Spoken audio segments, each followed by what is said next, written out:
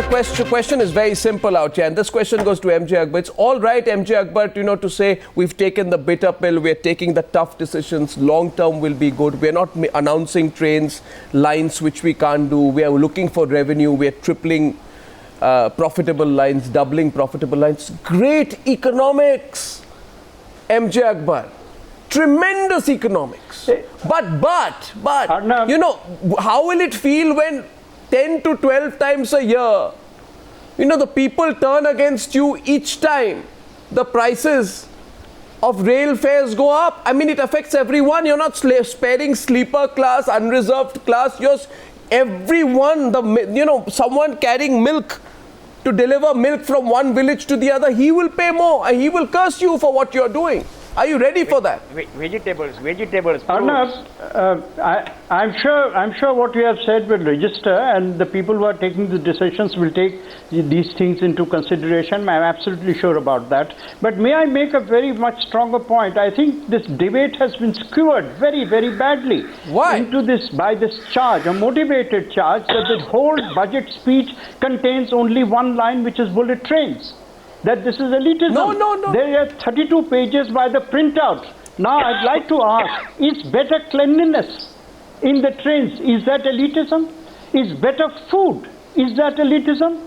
Is ordering food by SMS, by the ordinary, any passenger, better? Sir, is that elitism? Sir, you think the milkman, milkman and the vegetable vendor who travel for their livelihood will say that, MJ Akbar, thank you very much, we can now order food on SMS? Taken by the government by opening up transparency in the bidding process. You asked a very, very relevant question. Where has the money gone? The money has gone in corruption in the bidding processes of the various projects. That's where the money has disappeared.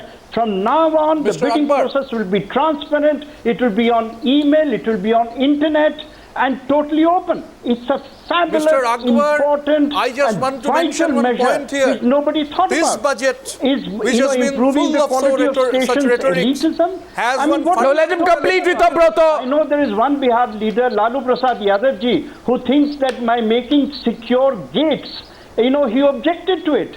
Is that elitism by ensuring the security of passengers? Sir, I'm really, really astonished. Sir, but that was not my question. Not everybody. Mr. Akbar. Are taking one point Mr. Akbar. No, Mr. Akbar. Mr. Akbar. Mr. Akbar, it was said. Mr.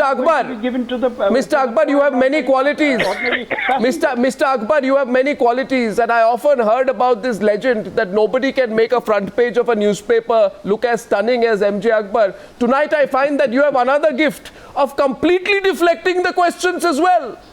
This is an unbelievable new quality I've discovered. I didn't even ask you that question. You have listed out all that is good about the budget, but I didn't even ask you that question. You've been running the debate on that. No. My question is the vegetable vendor. The question of raising the prices, Arnab, I answered that in the beginning, that the concerns you have raised will certainly have registered at the highest levels. And I am sure that these concerns will be accommodated and be taken into consideration. Oh, so you're talking rollback. You're saying rollback. Meghnad Desai. Am I smelling a rollback? No, Meghnad Desai, am I smelling a rollback? On how precisely to grade the increase and to, keep the balance right. No, am I smelling a rollback? One point. Am I smelling a rollback? I have absolutely no idea. Oh, you have no. As I said, well, if the pressure grows, really above my Meghnad Desai. I think India imports 78% of its fuel requirements. Now, oil prices go up and they go down. So if you have linked fares to fuel prices, fares will go up, fares will go down, depending upon what the fuel prices will do. So why does everybody think prices will only go up? I think it's a very sound principle. Even with marginal cost pricing, which somebody wanted, marginal costs go up if fuel prices go up. So that's a perfectly sound principle. Our callers. I think we'll take 3-4 callers. Is the way to run a railway. We'll take 3-4 callers. Nagarna is calling from Gulbarga. Nagarna. Okay, lost Mr. Nagarla's line, I'm told right now. You're getting excited at this part of the debate, Rito Proto. But it's unflappable. If you notice the reaction today of the BJP, it's unflappable. I do not sense tonight a rollback. I do not sense, Omkar Goswami, sense a rollback on this right now. I think a decision's been well taken out. One sec. Why should there be a rollback? I would be very surprised. There is very little here to suggest a rollback.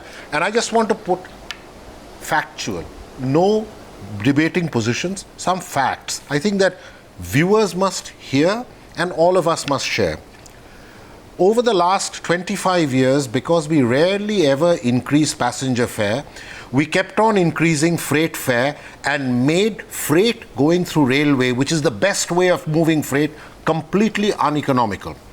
There has been no investments in railways worth the name for a very, very long period of time. There's a yawning deficit. The rolling stock has got completely depleted. There's disgraceful safety. And there has been one reward for this job. The reward for this job is you can be a chief minister of either Bengal or Bihar. Right.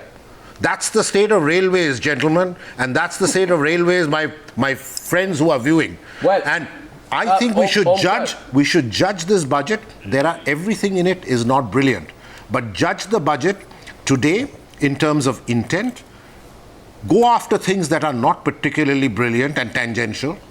And then go one year down the line and see if something has happened. If you see, you have to represent the ability to take tougher measures in the short run to ensure long-term economic sustainability. That's what Modi is saying today through this budget. It tells me a kind of thinking that's growing. A few quick questions now coming in. And my first caller, what's the name of our first caller tonight?